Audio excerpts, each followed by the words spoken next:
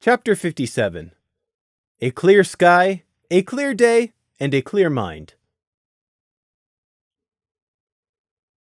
Crimson Trace, open up! This is the Civil Law and Prosecution Agency. We have the Royal Guard with us. We have a written warrant for search and detainment. Prey yanked the front door open so suddenly that the stallion who'd just about to pound on it again stumbled forwards. Beyond the open doorway, 4 ponies blinked down at Prey in surprise. Prey assessed them in an instant. 2 Royal Guards, both ranked private, and 2 unicorns, official looking. None are openly armed. 2 unicorns, dangerous. 1 Pegasus, and an Earth pony.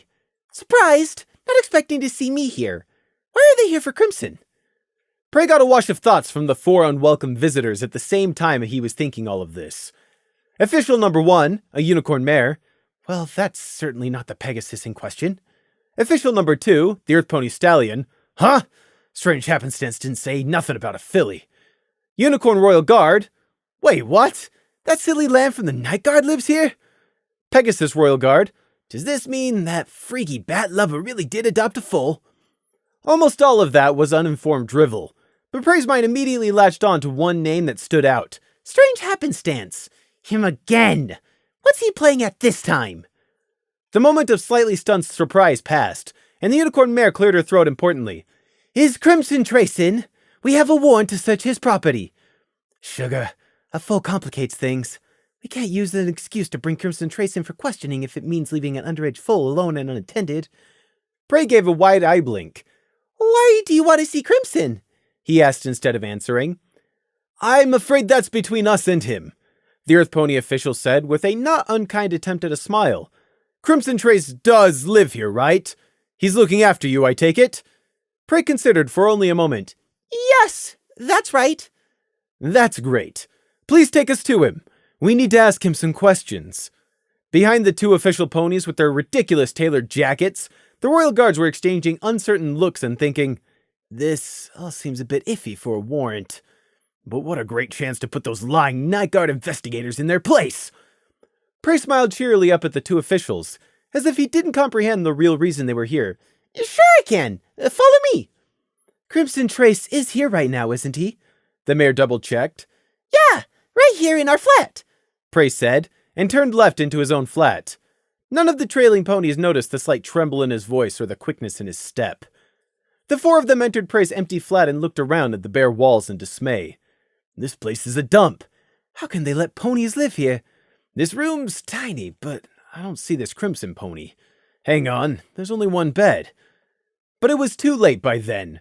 The moment they'd stepped into Prey's domain, they were already in Prey's power.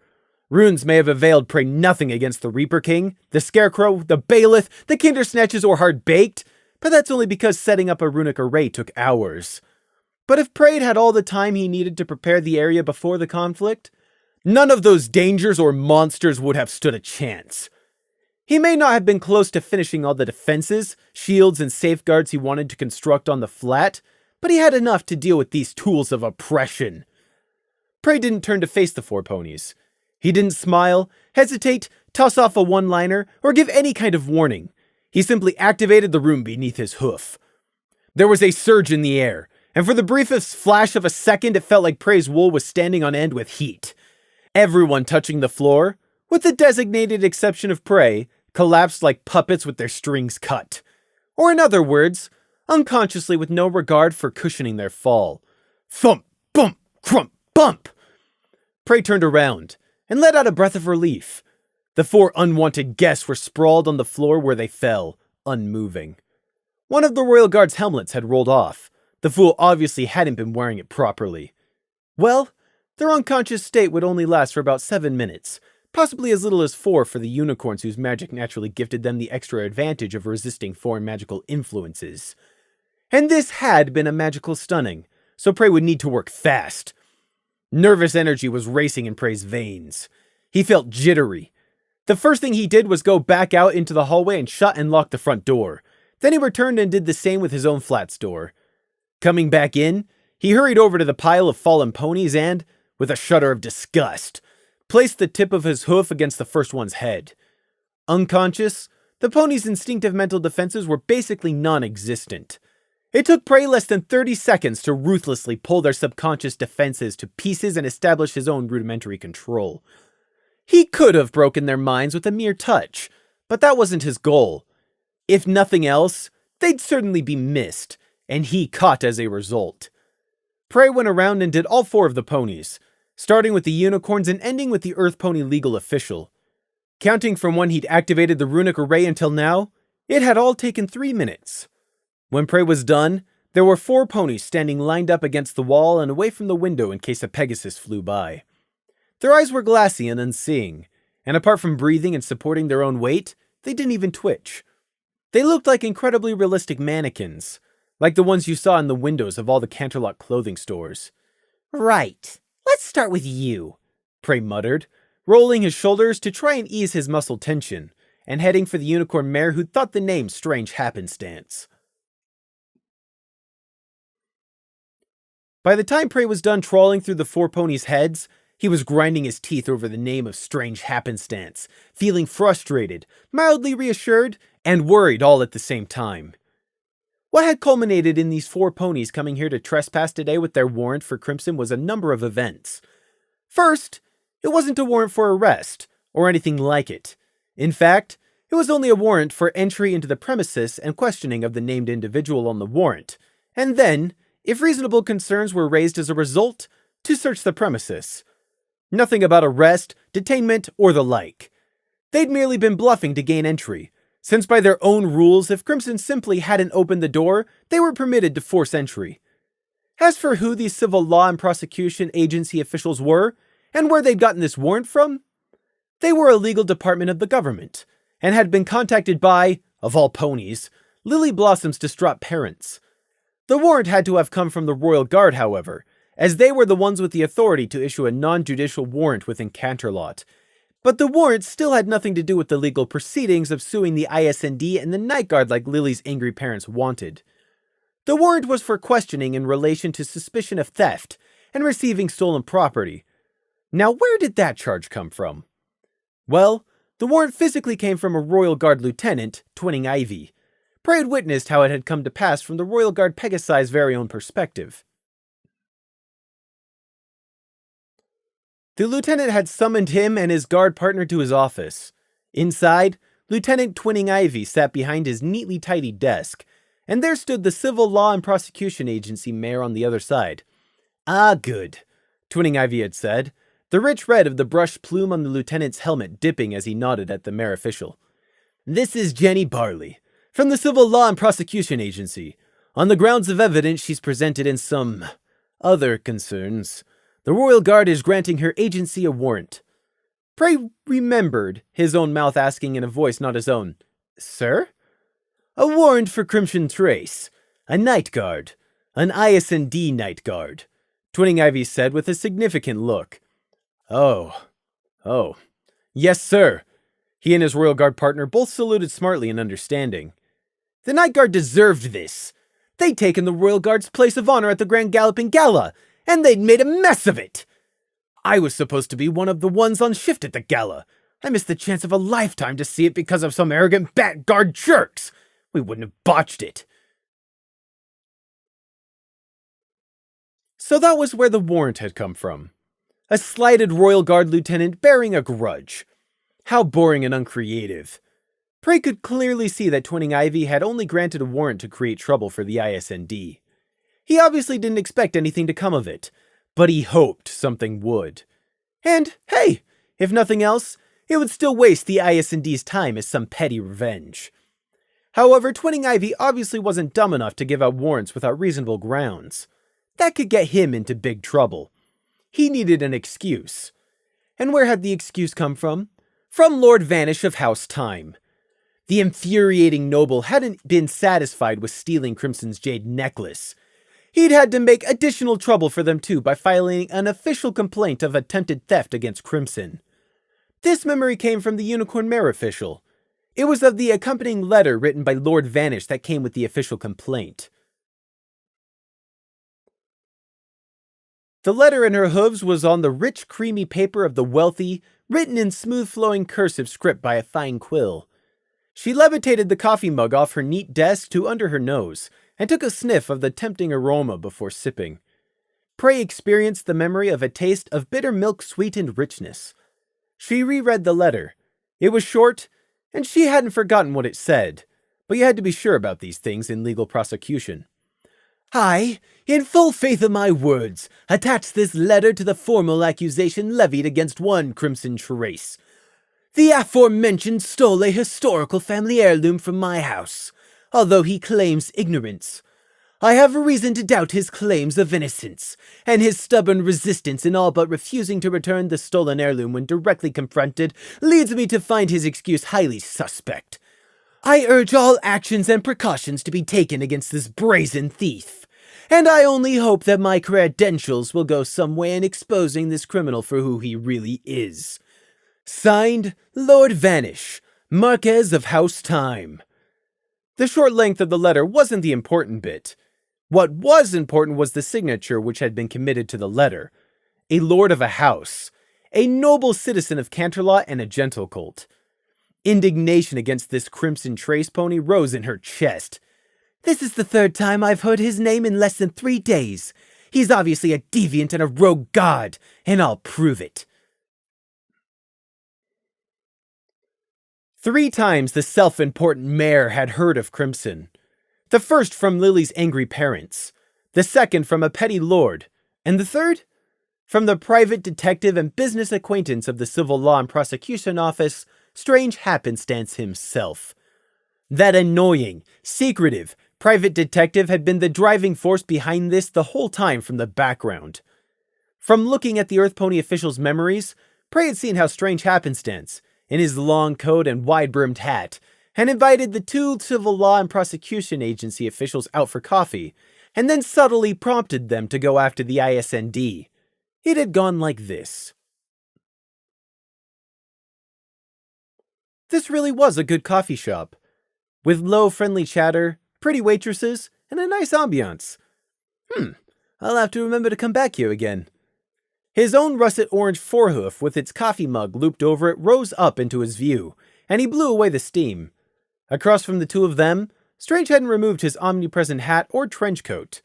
The stallion really had the mysterious edge going for him. Prey felt the Earth Pony's admiration for that, and the wish that he himself could be more like Strange Happenstance. The private detective always had this knowing look in his eyes that seemed to say he knew what was what. So, why did he call us here then? It must be important. Next to him at the circular table, Jenny Barley, his work colleague and senior, decided to politely start things off. So, Detective Strange, how many times do I have to tell you lot? Just Strange is fine. Strange broke in with a good-natured smirk. You make me feel old. Strange Happenstance, then. Was Jenny flustered? No way. She never got flustered. You've always been a great help to us at the CLPA. Perhaps it's our day to return the favor. Is there something we can help you with? Jenny asked, leaning forwards over the coffee table. Can I just invite some fellow professionals out for a coffee at lunch? Strange said with a knowing lift of his eyebrows. Well, of course I'm not saying. It's fine. I know what they say about me behind my back in the office. It's all very complimentary, I assure you. I'm sure it's all in good fun. Strange waved it off, chuckling. But really, it was mostly just a want for some company over coffee. It's been a long week of work, see? I've run into some suspicious characters, working in the night guard if you can believe it. Is this, all right for you to be telling us this? The Earth Pony Prey was sharing perspectives with couldn't help but ask. Relax. Everything I'm saying is unrestricted. Enjoy your coffee. I just want some pony to talk to. Now, it's a division called the ISND. It's got a Pegasus by the name of Crimson. Trace, I believe his second name is. And a Thestral. And that's what had happened. One thing had led to another, and here Prey was with 4 mind-blanked captives in his flat. Prey didn't believe for a second that Strange Happenstance hadn't been angling to incite suspicion and an investigation all along. The Unicorn Detective was an opportunist. He had been adding fuel to the fire going under the ISND since the beginning. A typical unicorn. During Strange Happenstance's little talk at the coffee shop, he'd cryptically mentioned something about A pony getting horribly maimed working up in the palace, and the night guard covering it up. In context, the only person Strange Happenstance could have been referring to was Lily Blossom, meaning the Civil Law and Prosecution Agency weren't the only people Lily's parents were reaching out to in their desire to legally hurt the Night Guard. Strange Happenstance had simply helped coax the pieces together and got Jenny to go to the Royal Guard, who in turn had passed it up the chain of command until it got to the grudge-carrying Lieutenant Twinning Ivy. Prey wouldn't even be surprised if Twinning Ivy was somehow an acquaintance of Strange Happenstance. The detective was insidious, and seemed to get everywhere, like a cockroach. Jenny had promised to tell Strange about what they had found out from Crimson once they'd questioned him. That had no doubt been the detective's goal all along. The unicorn was using others to do his dirty work and dig up information for him. Prey was angry. This was the second time someone had targeted his friend Crimson on false pretenses. His friend Crimson! The first time, Prey had been powerless to help prevent anything because it had all been done under Luna's indifferent approval and oversight. But this time, Prey had caught on to what was happening first. Prey glared at the four ponies standing listlessly in front of him. Prey wanted to go to work and implant a hidden compulsion in the two officials to go back and kill Strange Happenstance the next time they saw him. But that was crude, obvious, and beyond attention-grabbing. Those sort of mental changes would leave behind very obvious signs of mind magic if he gave anyone a reason to check, which they certainly would if these four suddenly became murderers. The guard would be all over it, and there was a good chance it would be traced back to the ISND, and then second either to Crimson or Prey. And if Strange really was working for whomever knew about the mimics, despite the chances of that now being less than 20%, they would know and definitely retaliate. But even if none of that were true and Strange really was just a typical jumped-up, arrogant, overconfident unicorn detective who thought he was Harmony's embodiment of justice, if Prey had him killed so obviously, there would still be a massive fallout. No, I don't know enough to make a rash decision. Prey angrily rubbed at one ear, smoothing down the fur to help calm himself. They came here to cause harm to Crimson. And it's not just him either. It goes further than that. Lily's parents, Vanish, Strange Happenstance. They're all going to keep causing Crimson and me problems. Well, maybe not Vanish. He seemed like the type to leave it be now that he'd felt he'd made his point and proved he held the power. Lieutenant Twinning Ivy was neither here nor there. He'd merely been annoying for the sake of petty revenge. But the others were definitely going to keep on coming. Well, there's one thing I can do, Prey thought, setting on the safest and most discreet course of action. I can at least ensure these four pains in the flank give up and never come back again. It was delicate work, and couldn't be rushed. But when the four ponies left Prey's flat almost 2 hours later, once again completely in control of their senses, they didn't realize anything was wrong. They had no memory of getting stunned, or of Prey picking through their minds. They'd all probably have a splitting headache, but since Prey hadn't delved too deeply and since his memory tampering all pertained to their most recent memories, it should be fine. It was the least they deserved. What they did all have memories of was being shown into Crimson's flat while the Red Pegasus was present, showing him the warrant, whereupon Crimson had invited them all to search his flat. That had been an easy memory to create, since there was so little in the flat anyways.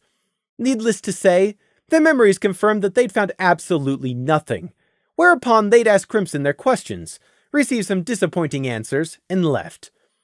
Prey heavily reinforced the notion that nothing had been amiss, and they couldn't find any evidence of wrongdoing, a total waste of time, and that coming back again would be a further waste of time. They'd go report back to Strange Happenstance, Lieutenant Twinning Ivy, and even Lily Blossom's parents about how it was a dead end. The Crimson in their memories had done nothing they could pin on him, so they wouldn't even try. Prey had been thorough. Even if Strange asked Jenny Barley to repeat the make-believe conversation she'd had with Crimson, she would be able to do so word for word. Or rather, word for word what Prey wanted her to tell the private detective. The ISND followed orders. The orders came from Princess Luna. There was a monster attack that crippled a mare over the mountains. A necklace was bought from a pawnshop that was later demanded back by Lord Vanish. The necklace was promptly returned to Lord Vanish with Princess Luna as the witness. There! Let's see the detective try making accusations against Luna and find how long he survives, Prey thought, tiredly dropping back onto his hooves after shutting and locking the front door. He felt more drained than even a full day of runecrafting would leave him. He'd had to be oh so careful with the four ponies' fragile minds.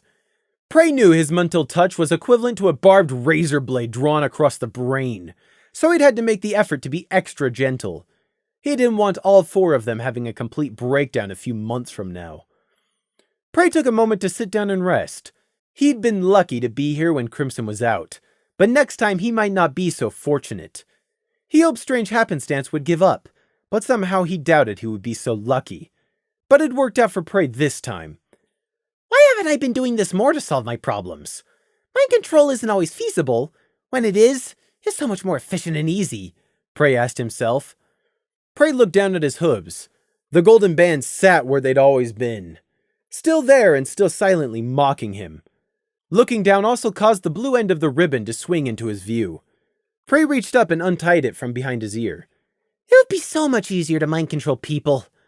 I read their thoughts all the time anyway, so I refrain from going a step further when it would benefit me, Prey thought, running the ribbon between his cleft hooves as he considered. The silk felt as cool as water. Perhaps I should. Perhaps I shouldn't. No, I know I shouldn't. I already know it's wrong. I'm a mind leech. I understand the sanctuary I'm violating. But will that stop me? It never had before. This wasn't the first time, and it wouldn't be the last Prey broke into someone's head. He'd held this internal debate with himself many a time, both before and during Dreverton. But despite all his internalizing arguments, Prey knew he would never stop. Perhaps he would sometimes refrain, but he would never hesitate if it meant protecting his own life. Survival isn't pretty, and it always comes at a price, even if I'm not the one paying. Prey felt bad that he didn't feel worse, but after so long of doing this, that was all. He was used to it. Rat-a-tat-tat! Crimson! Prey froze at the muffled call from out of the front door. Crimson looked up. The Red Pegasus had been the one to offer to make dinner for them both this time, since Prey had been the one to invite Crimson over last night. Again came the sharp rat-a-tat. Crimson Prey! Yoo-hoo! Any pony home? That sounds familiar, Prey began unhappily. Is that Taffy? Crimson asked unsurely. Come on, guys, open up! I came all the way here to bring you a fudge cake! Prey looked at Crimson. The Pegasus gave a helpless shrug with his wings. We should ignore her. She'll go away, Prey said. No, she came all the way here. That would be rude. Crimson shook his head and headed out of the flat for the front door. Prey thought of returning to his own flat and locking himself inside. But then he heard the front door being opened down the hallway and knew it was too late. Oh, hi, Crimson. Great. I was worried I got the wrong address. Good evening, Taffy Hopes. Wow, you look awful. I mean, you look great. From aside, you know, those burn scars, of course. Hey, is Prey here too? Gloom said this is where both your flats were or something. Personally, I think he was just trying to throw you two under the wagon to get away from doing his paperwork. Yes, Prey is here, and Gloom is on leave. Pardon, but why are you here, Taffy? I brought you a get-well-soon fudge cake, duh. I came by on my way home from the palace. There was the sound of Taffy breezing past Crimson and approaching down the hall. Prey braced himself. I'll get you for this, Gloom. Taffy Hope strode in through the open door. She still had her uniform on, but not the cap, meaning her frizzy orange mane bounced free. She had on a pair of saddlebags, and levitating above her to show off its sugar-crystallized surface was a glazed fudge cake. Taffy critically scanned the empty flat and the bare boards, then shrugged. Meh, I've lived in smaller digs when I was studying in Philadelphia. Crimson appeared from behind her, belatedly walking back into his own flat. Please do come in, Taffy. I was just making... But we're so totally getting you guys some proper furniture! And curtains! Curtains are important to a good flat, Taffy declared, thinking, if there's no table, then where am I supposed to cut this fudge cake? Who's we? Prey asked suspiciously. Oh, hey there, Prey! Sorry about, well, what happened? Taffy grimaced. I really do mean that. Sorry. I don't know what happened, just that it was bad for all of you and you ended up in the hospital. Don't mention it. Really. And who's we again? Prey repeated, not exactly uneasy, but definitely still on guard around the unicorn mare. If they don't want to talk about it, I must respect that, Taffy thought, widening the cheery smile which for a moment had wobbled. Oh, me, some mare friends, you, all curtain shopping. It'll be fun. Remember when we bumped into each other at the market and you two were bed hunting? I was there with Future Spark.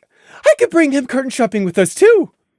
I am sure Future Spark would appreciate that, Crimson said with a blank face. Liar, Taffy laughed. But it will be good for him. It's a good chance for him to get out of his lab once in a while. I've got some eligible friends. It's about time some of them started looking for a sweet stallion. Prey and Crimson had literally zero experience to make any kind of comment on that, or the desire to even try. Awkward silences didn't seem to faze Taffy Hopes, though.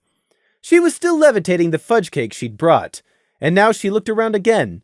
Hey, I'll just put this on the side there. You guys can eat it later. There's plenty there, so don't be shy about sharing with others. Perhaps your neighbors would like some. Making friends with your flat neighbors is very important. Trust me on that. I still remember that one deaf drum player I got as a neighbor in college. Thank you, Taffy. For the cake, I mean, Crimson said. You guys deserve it.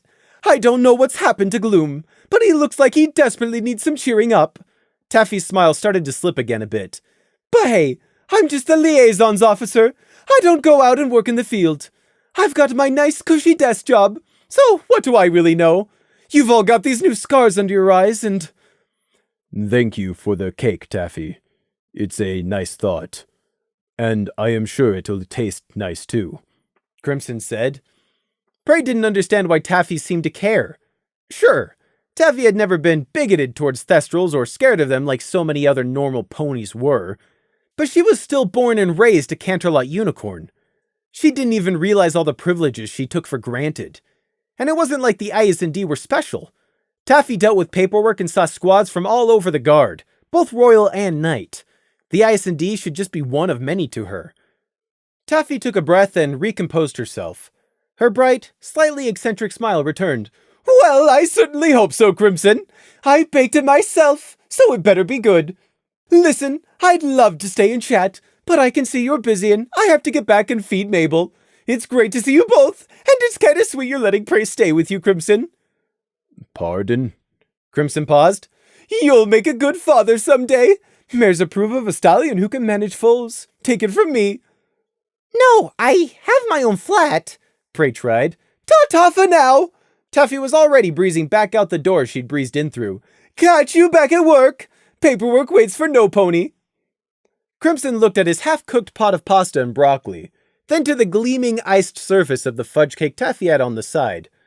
Prey could practically taste the head and stomach ache-inducing level of sugar just looking at the thing. If it wasn't poisoned, and Prey would be checking that, Prey would take the trade. So, we have a cake, Crimson said blankly. Against all common sense, yes. It appears to be that way, Prey agreed. Crimson flicked his too long mane out of his eyes, looked at the cake, then looked around at his flat. Are all those things really necessary? You mean all the furniture Taffy so flippantly mentioned? Prey checked. Yes. Tables, chairs, desks, curtains, a doormat. I'm not getting a welcome mat from my flat. I'm not a liar, Prey sniffed. Should we eat this cake now? Crimson asked, eyeing the thing. Prey glanced at the pot still coming to a slow boil. Wish not, want not. But if you want to eat the cake, please go ahead. You can eat what you want, Prey quickly added. No, the cake will keep until morning, Crimson agreed. It certainly will. It looks like it's got enough sugar in it to preserve it for at least a decade. But, cake for breakfast, though? Crimson blinked blankly. Why not? I think cake is supposed to be bad for you? Prey hesitantly offered. Wasn't it supposed to rot your teeth or something? Prey wasn't sure how true that claim was, since where he'd come from, they'd never had access to much sugar. Oh, are you sure? Crimson asked, looking back at the fudge cake. No? Well, waste not, want not. Quite. Cake for breakfast it is, then. The morning sun glinted at Prey's window. Inside, Prey scooped up the first spoonful of fudge cake from his bowl. He gave it a cautious sniff, but smelled nothing but the mild scent of baked flour, heated sugar, and yeast. No obviously identifiable poisons. No lumps, trace flecks, or unidentifiable dustings either. The consistency was about what he expected to be normal, too. There were a fair number of poisons which wouldn't work on Prey anyway, on account of the cursed jaw of heart stuck in his chest. It would force his heart to keep beating no matter what, but that was no reason to get careless. Fatal or not, getting poisoned still hurt. Only one test left. Taste. Prey returned the spoonful to the bowl and scraped up a tiny portion of the thick fudge to taste check. Knock, knock, knock. Why are mine and Crimson's flats suddenly so popular? How do people even know where we live? Prey thought in exasperation, dropping the spoon back into the bowl. Prey yanked open his flat door at the exact same time Crimson opened his. They were left facing each other across the thin hallway for a moment, until the knocking came again. Knock, knock, knock. Prey had originally only been going to sneak close enough to the front door to be able to perceive the thoughts of the knocker outside, not actually open the door. Crimson, however, was much politer, or perhaps just less paranoid than Prey. After the moment of blinking silently at each other, Crimson tipped his head to indicate he was going to answer the front door. Prey hid a grimace and stepped back to let the Pegasus go ahead. Crimson unlocked and opened the front door. Hello, how may I help you? At the open door stood an annoying chestnut-colored Pegasus. Prey didn't know anything about the Pegasus yet, but because he'd knocked on the door, he was immediately annoying. I'm looking for a Mr. Crimson Trace. Is this his residence? Crimson considered his opposite. Yes, that would be me. The Pegasus was wearing a smart uniform trimmed in gold, and had flight saddlebags on his flanks. So, he's here on some kind of business. Double annoying. Prey also noticed the stallion had the close-cropped mane and tail favored by Pegasi who liked flying fast. The stallion tipped his uniform's hat to Crimson. Pleasure. I've got a message delivery for you. So saying, the Pegasus, who hadn't introduced himself, flipped open his flight saddlebags and removed a scroll, not an envelope, but a full-on scroll, sealed with a stamped gold and blue seal. Crimson examined it for a long time, a bit too long, really, before he took the scroll. Thank you. Crimson made to shut the door, but the Pegasus coughed. Prey scowled from down the corridor. If he's waiting for a tip. Yes, Crimson asked blankly. The return message, the Pegasus prompted. I'm happy to wait, but I need a reply to take back before I leave. Crimson blinked. I have not heard of this from the Postal Service before. The Pegasus looked affronted. The Royal Equestrian Mail? No, I'm not a postal worker. I'm a courier. See? He said, proudly displaying his uniform's badge. The badge and company name meant nothing to Prey, so it certainly meant nothing to Crimson either. Nevertheless, Prey got the hint. The annoying Pegasi's job was to wait for Crimson to read the letter and then bring back Crimson's reply to whomever the sender was. It was also a good way to have the courier act as a witness. Prey was immediately suspicious. Is this another threat of some kind from that Lord Vanish? Or something from Lily's parents? Strange happenstance again? Prey worried.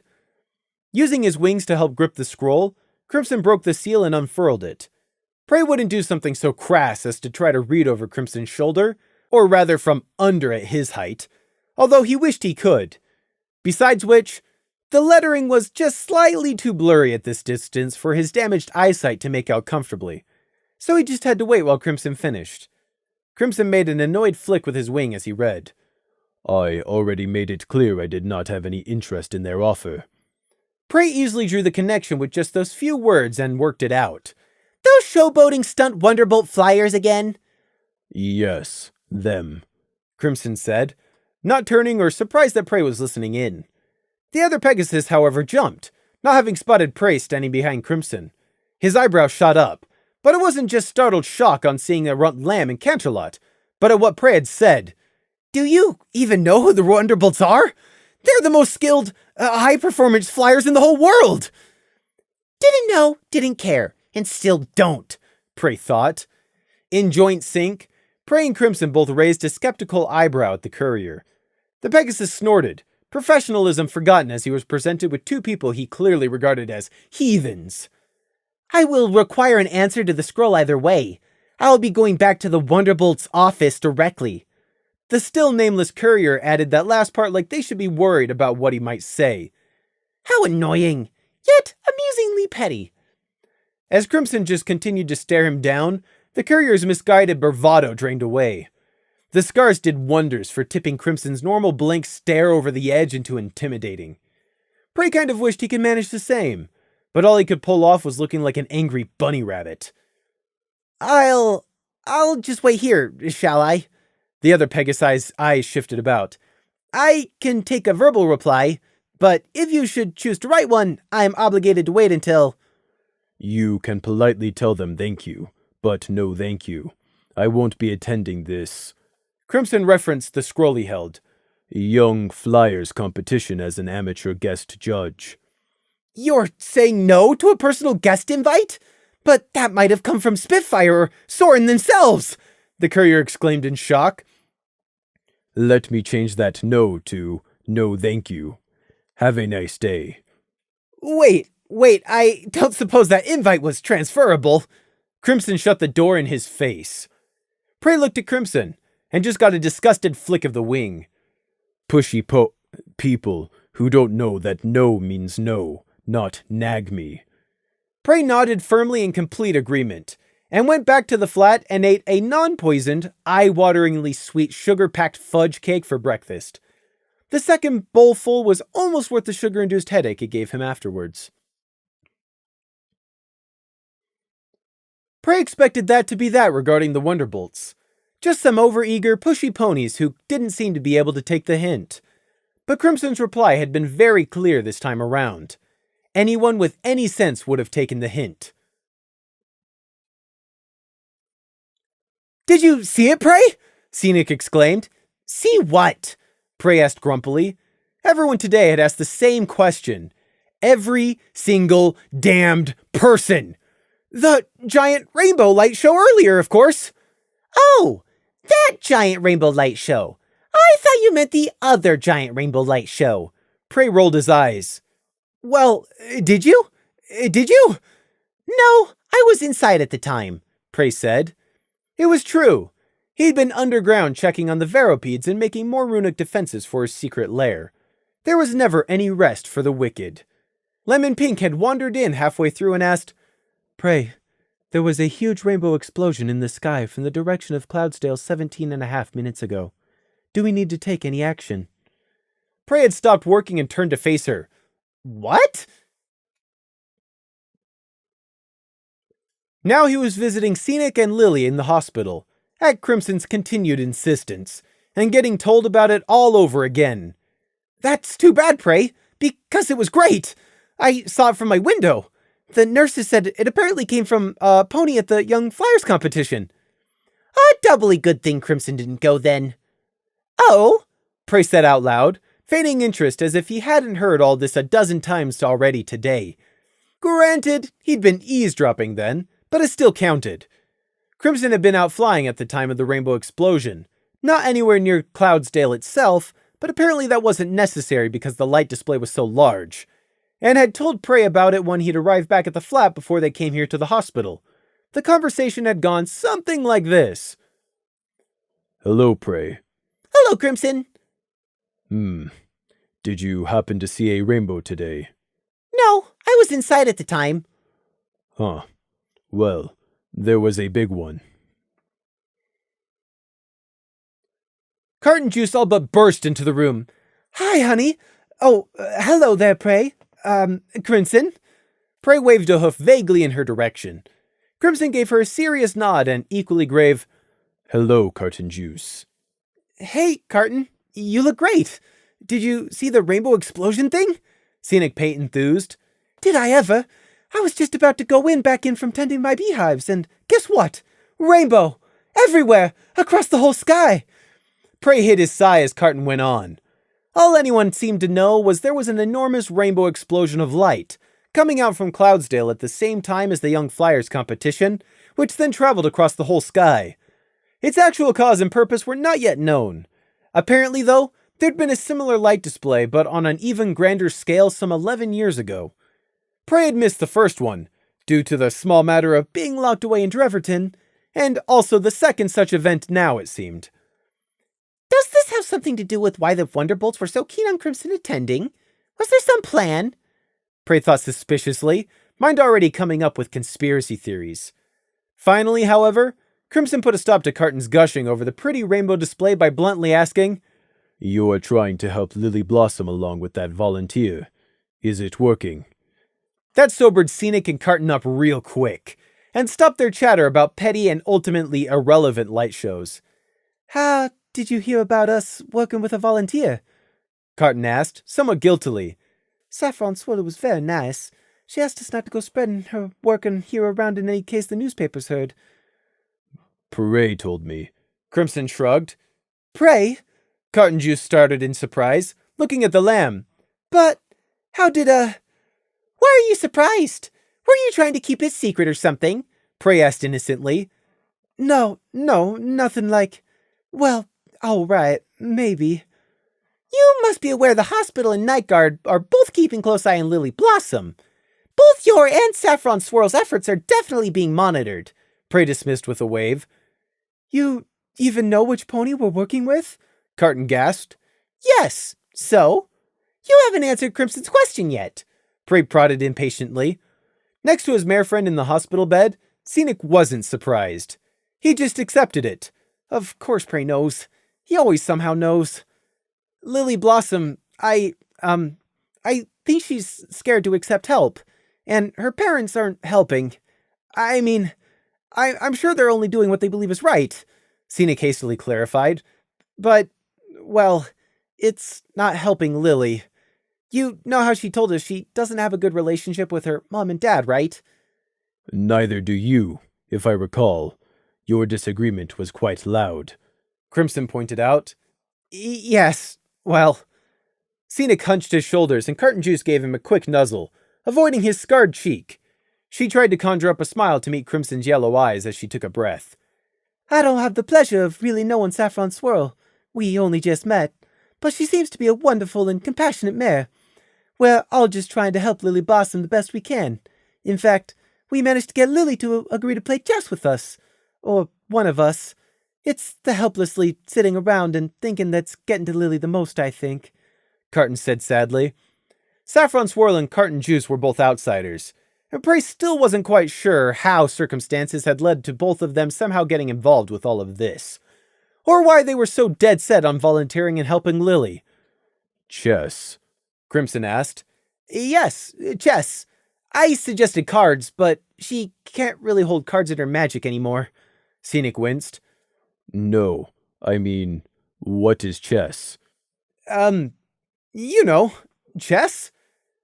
If they had chess out in the clans, would Crimson be asking what it is? Prey thought in exasperation at Scenic's stupidity. He answered in the slow Earth Pony's place. It's a type of two-player board game, Crimson. It's a turn-based strategy game based around capturing the opposing pieces. Ah, I see. Do you know how to play chess, Prey? Scenic asked in sudden interest, leaning forwards. I love board games, especially strategy ones. Here, Carton brought in my chessboard earlier. Do you want to play? Maybe some other time, Prey said, translation meaning never. Scenic paint deflated a bit. Oh, right, of course. Anytime. Carton's face nearly lit up as an idea occurred to her, although she tried to downplay it. Get every pony together to play board games. That'll help every pony feel better. Crimson and Prey, how would you like to come to a games night or something? I bet you'd both be really good at it. Carton slyly tried to offer. She was about as subtle as an albino crow. An albino crow perching in a black room. Prey and Crimson both just gave her this look. And I'm sure Lily would greatly appreciate having the company, too, Carton Juice hastily amended. How will a board game help Lily? Crimson asked. Well, it's just... might? Help her feel better, that is. Carton Juice winced. Oh, sugar, this was a bad idea. Why would a soldier want to play games? We'll think about it, Crimson decided. Oh, No pressure. Just let me or Paste Spot know. Carton smiled, much relieved, before switching the topic. I hope you don't mind me asking, but you're a Pegasus, right? Yes. Crimson began guardedly, obviously expecting a question about how he came from a clan full of Thestrals. Well, you know how the rainbow explosion came from Cloudsdale. Do you think it could have been caused by a weather team? Was it some kind of Pegasus stunt? Could that be possible? Prey sighed. Back to the pretty rainbows again. It only took her, 5 minutes? Really? With how easily ponies were distracted by bright lights and colors, he wouldn't be surprised if someday they started gathering around street lamps at dusk like their fellow annoyances, moths. Prey was experimenting with the novelty known as free time. Quite literally experimenting. The metallic scent of blood hung in the back of Prey's sinuses. It lingered and would not leave, but that was okay. Prey was very used to this smell. Besides, it was just pig's blood. Watching the Veropedes eat said pigs had been an experience. Prey was currently inside his secret underground base, inside the quartz crystal cave hidden in Canterlot Mountain. Lemon Pink hadn't been here when he'd arrived, often disguised fetching the 2 pigs, but she'd turned up a while ago, the 2 pigs alive but stunned, being dragged in a small cart behind her. Prey had stopped what he was working on to watch, which was an outer runic ring for a defensive array specifically aimed to interfere with the formless telekinesis almost all unicorns used. Or, that was the goal anyway. He'd still have to test it, and then build an exception key for Lemon Pink, and then find a way to somehow tie the key to her. All very complicated stuff. Anyway, he'd stopped when Lemon arrived and mentally called the 2 sleeping Veropedes over. Seeing the 2 segmented lengths of glimmering armored exoskeleton unfold so smoothly always brought a spark of smug pride to Prey's chest. And buried guilt. Pride, because these were his weapons, and he'd figured out how to hatch them. And guilt, well, because of how they were fed after they hatched. Prey had actually been examining the 2 of them earlier before Lemon had arrived. The Veropede's terrifying appearances hadn't dissuaded him in the slightest. He'd examined his own Veropede's circular mouthful of teeth from only a few inches away, learning how her teeth actually possessed tiny backwards-facing serrations to help shear through meat and gripping struggling prey, and her mandibles may as well have been gleaming scythe blades. The deep red of her throat wasn't flesh either, but something much harder, like armor on the inside, and he'd been mildly surprised to learn the Veropedes did not possess even a rudimentary tongue. Probably why they didn't spit out the Reaper King, Prey had joked to himself. He'd also felt along and measured their cool carapace by hoof, testing how it was joined to the flesh underneath. He'd used his mental control to compel one to let him slightly feel the razor-sharp barbs on an antenna, and felt the coiled length of the wiry, whip-like appendage under his hoof. He'd gone on and tested the sharpness of the blood-red spines dotting their backs, the shudder-inducing Velcro-like sticky effect of the bristling hairs running underneath the Veropede's belly which kept off dirt particles, and he'd seen how the Veropede's legs each actually had a small hooked spur near the end for either better grip or to help prevent the monster sinking into mud. Each leg was also individually strong enough to chip stone. Prey didn't care for art, but the Veropedes were masterpieces in his eyes. The 2 Veropedes scuttled over, their whip-like antenna groping ahead to grab the pigs. It was very swift. The barbed antenna snatched the unconscious pigs from the cart in a blur and coiled back in towards the carnivorous ring of teeth that passed for a mouth. There was no chewing, just tearing. The Veropedes did not waste. By instinct, each insect fed the pig down its throat to minimize the amount of wasted blood spilled on the ground. Then each Veropede set to fastidiously cleaning its antenna and mandibles. The whole thing took roughly 10 seconds, if that. Prey could easily imagine a person in place of the pig. All too easily. But their beautiful savagery won't do much against a unicorn with a powerful enough spell. Or even just a very specific spell.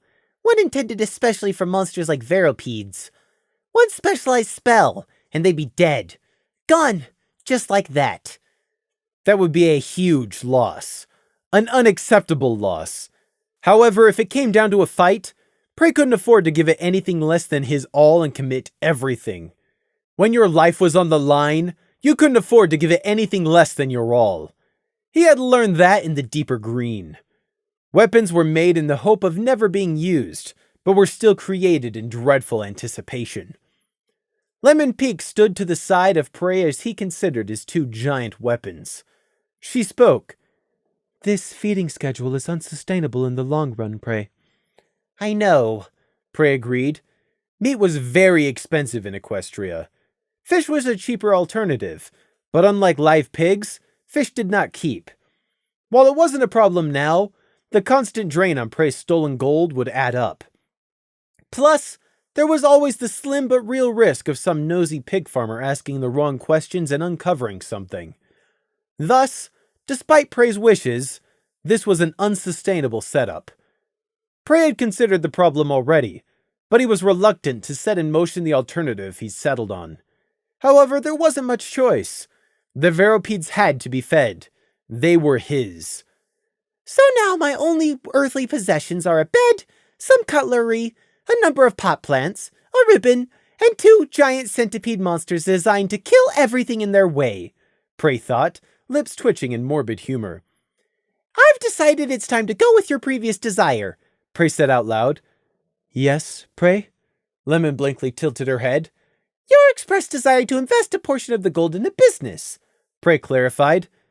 Specifically, a business in the meat industry. None of the farms from your memory raise anywhere near enough pigs to feed both Veropedes for an entire year.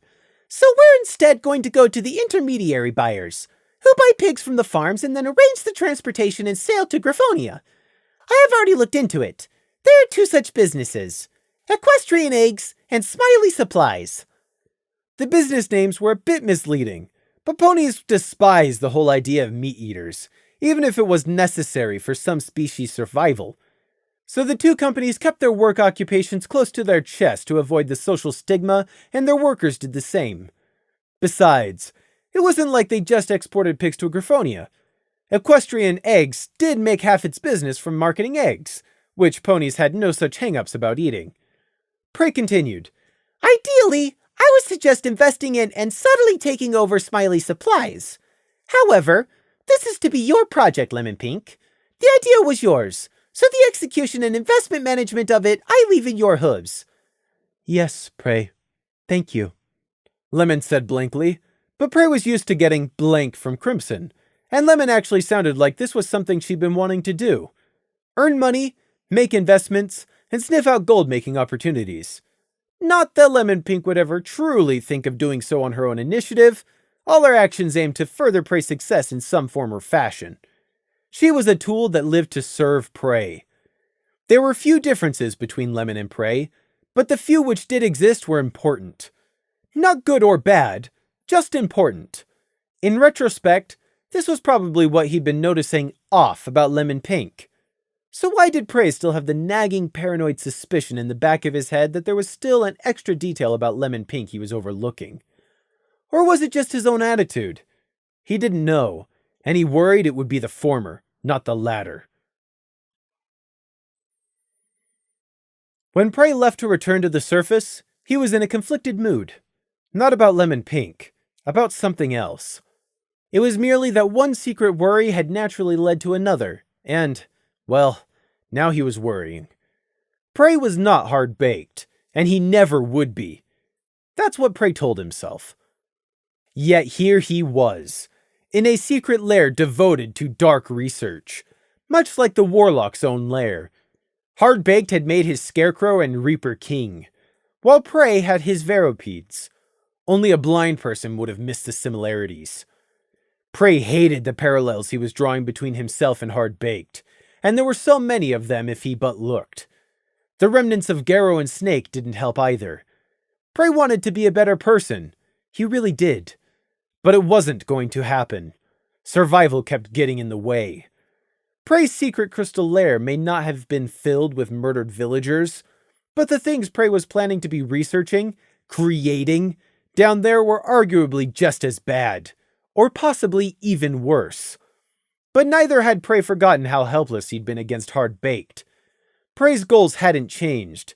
He still had to find some way to get free of Luna's shackles. It may be quiet now, But it's just the calm before the coming storm. I don't know when and I don't know what, but the wolf only needs enough luck to find you once in the dark. I have to be ready. Wherever Prey seemed to turn, people kept going on about the flipping rainbow explosion. As Crimson and Prey sat in the early morning cafe for breakfast, it was fast becoming a habit, the few early birds already up and about were still gossiping about yesterday's event. Prey had to sourly listen to them blathering on about it from 3 tables over. However, he did learn, much to his reluctance, a bit more about the event. The rainbow was apparently something called a rain boom, a historically famous stunt performed in the distant past by some equally famous Pegasus. And now, some new Pegasus mare from the Young Flyers competition had recreated the visually offensive stunt. Wonderful. Most Canterlotonian ponies were satisfied to leave it there, however, and Crimson himself had little interest in this rain boom. But Prey wasn't them, despite how much he might secretly wish he'd been born one of them and not a runt. No, Prey looked a little deeper into the issue. How? By finally being allowed to do something he'd been eager, no, desperate to do for years. The sun was rising over Canterlot. Another beautiful day being started for the pony citizens by their benevolent Alicorn ruler. Quietly, and mostly forgotten, the younger sister brought the night to an end at the same time. The citizens could hardly be blamed for their disregard, though. Celestia had tended to both the day and night for 1,000 years. Why should they be grateful that Luna was now doing half the job Celestia had been doing their whole lives? But the common view of Princess Luna was not important to this day's events. The birds were singing and the bees were buzzing, in the middle of a city secured onto the side of a mountain. These chirping birds had forsaken their natural environment for the city life. Well, there were plenty of parks and decorative trees for any bird to choose from, and an abundance of colorful little birdhouses put out by nature-loving ponies. Or rather, ponies who loved their tamed, safe, and controlled version of nature. The bees too, really, emerging from artificial basket hives, managed by ponies who'd somehow magically been granted a special bee-tending talent by means not even scholars fully understood. However, the birds and bees weren't important to this day's events either. But back to Prey's deeper investigation. Prey had never had a birthday present before, or a hearth-warming gift. They hadn't had the money for any special occasions back on the farm. Your toys were what you could make or find as a child. Weirdly shaped sticks, a shiny stone, an unusual feather tied to a length of frayed twine, stuff like that. The point being, Prey had never had a birthday present, and the hearth-warming they celebrated out on the border was a little different to what ponies understood as hearth-warming. But to Prey, on this particular day, it felt like he'd been given the best birthday and hearth-warming present ever. Because it was today that Prey was finally allowed into the Royal Canterlot Library. Sure, it meant returning back to the palace he hated the sight of so much, trekking through the golden front gates, having to wait in line because he wasn't a night guard at the moment, enduring all the looks, and having to present the written permission he'd gotten from Gloom. Gloom's first sergeant rank still counted for something, thankfully. But he got in. Prey had to stop for a moment at the double-door entrance to the cathedral-like inner structure of the library, and just look. He hardly noticed the other morning library visitors as they trotted around him and inside. He craned his head back to take in the shelves and shelves and shelves of books. Once again, Prey couldn't help but think that this library was as close to a holy place as he'd ever seen in any pony construction. The morning light streaming in through the high-arched windows lent the dark oak shelves a hallowed glow. The hushed quiet was reverent, and along with the building's complete devotion to the pursuit of knowledge was breathtaking. But it wasn't any of that which caused Prey to have to swallow the lump in his throat. Appearances were just that, appearances. The library was beautiful, but it was only a building, an object, a thing. But memories were something entirely different, and Prey was remembering a time when Fleece used to jokingly tell his little brother Gossamer that, one day, he'd get into the most prestigious Unicorn University and show all those ponies up. Back then, Gossamer had longed to visit the famous Canterlot Library to read all of their books. He had been told that there were more books than he could read in a lifetime. And now here he was, fulfilling that childish dream. All it had cost him was everything but his life. But I can't change the past. The future is still out there, and all that knowledge in here is just ripe for the taking. I can't be picky. Prey squared his shoulders and took his first step into the carpeted library. If only Fleece and Gossamer had still been alive to enjoy this in Prey's stead. Yeah, and if wishes were barley cakes, no one would go hungry. Prey got over his poignant, bitter mood. Actually, he didn't. But he was used to the gnawing feeling, so he ignored it. It was easy to do with the banquet of knowledge laid out before him. The runic arrays weren't getting built back at the flat, or in his secret base. The Veropes weren't being studied, his list wasn't getting completed. But so what? Prey was finally in the Royal Library. It's a worthy sacrifice of time. Yes, this is completely worth the time investment. Pity about the restricted sections, but I still need to learn the basic library layout for myself. Lemon won't do as a proxy, not for this. Yes, the runes will have to wait. Thus successfully self-justifying his indulgence in childish glee, Prey took a deep breath, scenting old paper and dust, and launched into it. And that was how Prey was able to discover more about the recent Rainboom event. It wasn't hard to discover where to look among the many shelves, thank goodness, because the sheer quantity of available books would have made that decidedly difficult. But quite a few ponies were also interested in the same topic for obvious reasons, so all Prey had to do was listen in on their thoughts and follow them to the right shelves with the relevant books. Prey read the relevant chapters, being very gentle with the pages, but all the extracts were more or less the same. A brief history of old Pegasopolis and the Rainboom's origins. There wasn't much on it, but Prey was able to look deeper and infer more than the rest of the curious ponies had been able to pick out. Prey frowned as he closed the latest book and carefully slotted it back onto the correct shelf with the others. From what he'd just read and combined with his not inconsiderable knowledge, a Rainboom should have been completely impossible for any Pegasus to perform. The books were very insistent that breaking the sound barrier was the key feature, and such speeds would quite literally strip a Pegasi wings bare, damage their internal organs, crack their bones, shred muscles, peel skin, and generally just kill the Pegasus. The only way around this was magic. Without either a unicorn with the skill level of at least a junior magi casting a number of spells on the Pegasus, or without the aid of a magical artifact, such a stunt would be completely impossible for a Pegasus to achieve on their own merits alone. Prey supposed it could be done if the Pegasus in question had won the Harmony lottery and been granted an especially powerful cutie mark, but even then, Prey's gut told him there would be more to it. It still wouldn't be enough. Magic would still be needed to explain the excess. A strong magical saturation, with what would normally be a lethally high level of ambient magic present in a Pegasus at least. Which would be illogical. So either this stunned Pegasus had a powerful and talented unicorn willing to help them out, or an equally powerful magical artifact keeping them alive, or an impossibly high innate magic. Prey thought it likely Crimson would have been able to perform a Rainboom with the Jade Necklace. That's how high Prey's opinion was of Crimson's abilities and the power the Jade artifact possessed. Not that Crimson would have a use for such a flashy and pointless stunt that did little else besides making a lot of light and noise. But now it was an impossibility either way, because of the selfish pride of one lord. Really though, this postulation was merely a distraction. Ponies had always been Harmony's chosen, with magic and special talents given to them for free. This Rainboom thing? It wasn't even surprising.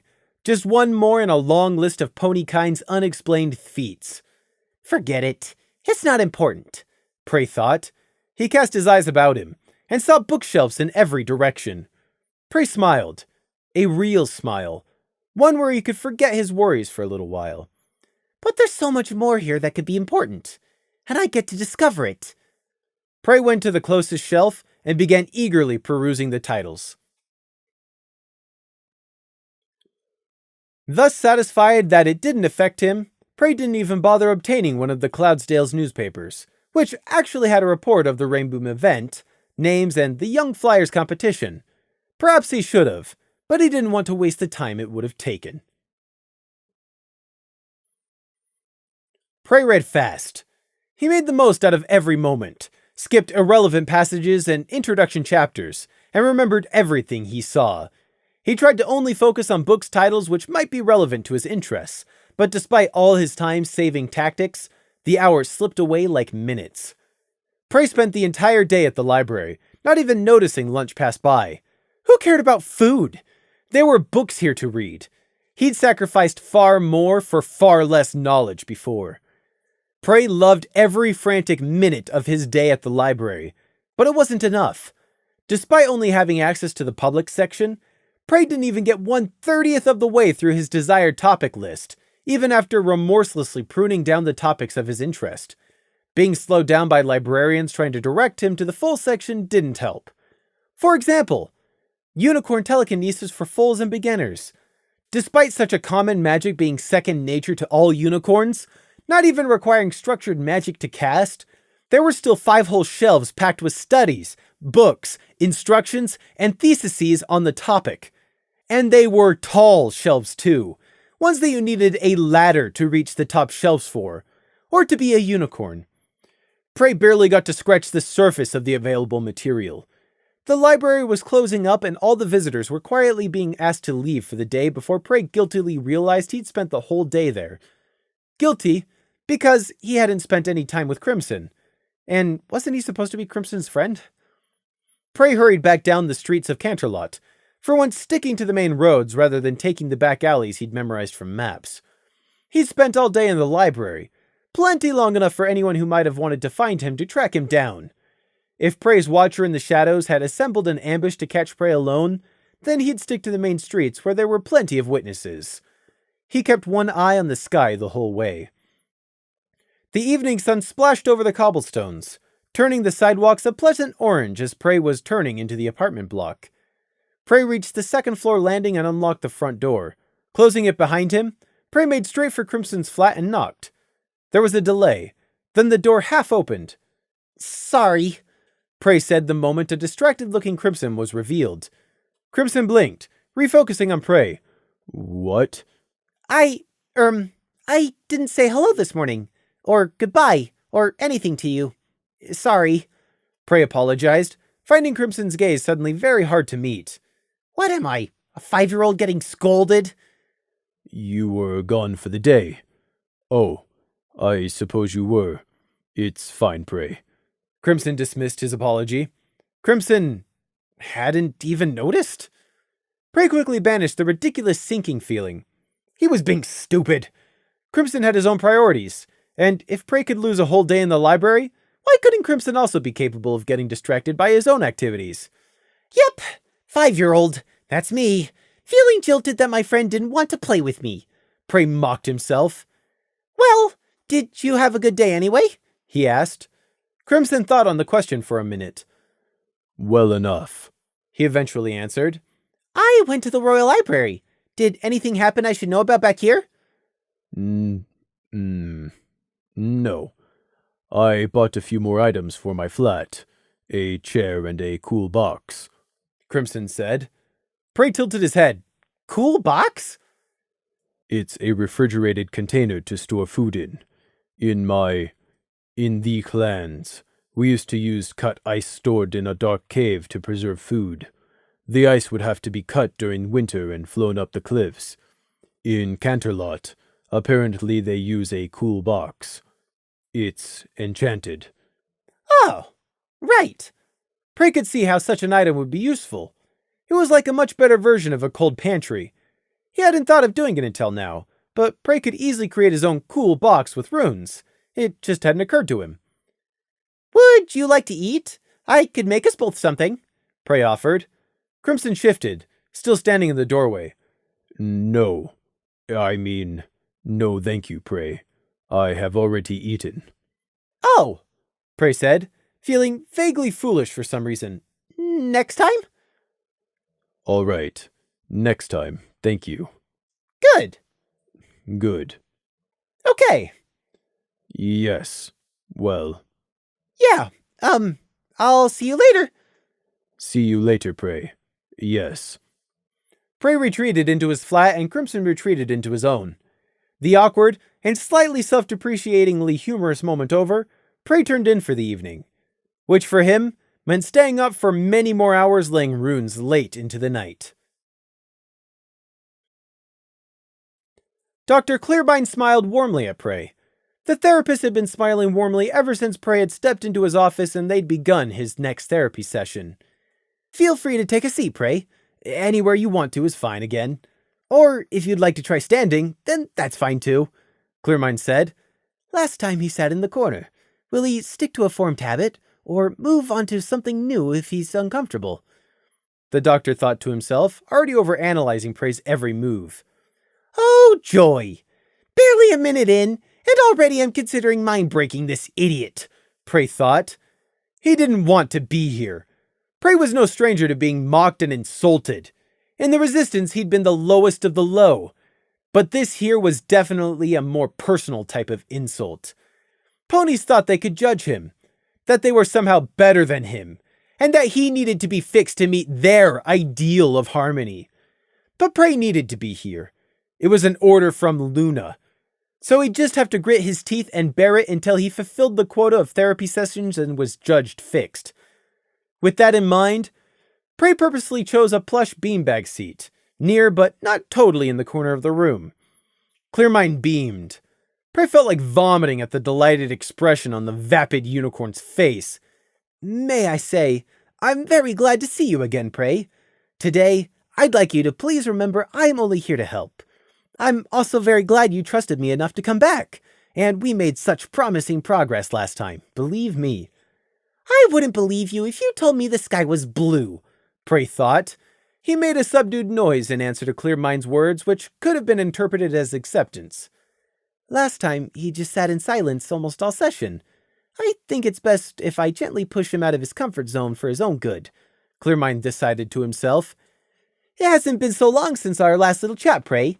Could you please tell me a bit about what's been happening in your life since then? Just a little bit. I'd love to hear. Prey briefly entertained the idea of telling the therapist, I practice old runic magic, built a secret lair right under your hooves, fed life pigs to 2 monsters out of your worst nightmares, and mind-controlled 4 unfortunate victims who dared to pose a threat to my friend. Somehow, Prey didn't think Clearmind would love to hear about that. Nothing happened. It was nice. I went out for some walks. I think getting a spider as a pet would be cool. Perhaps 2 big ones. That way they can have more baby spiders. Clearmind coughed, fighting down a shiver at the mention of spiders. Seems it was one of the doctor's secret fears. Imagine that. That sounds like a nice idea. It's good to be proactive, to find a hobby. A constructive outlet is important.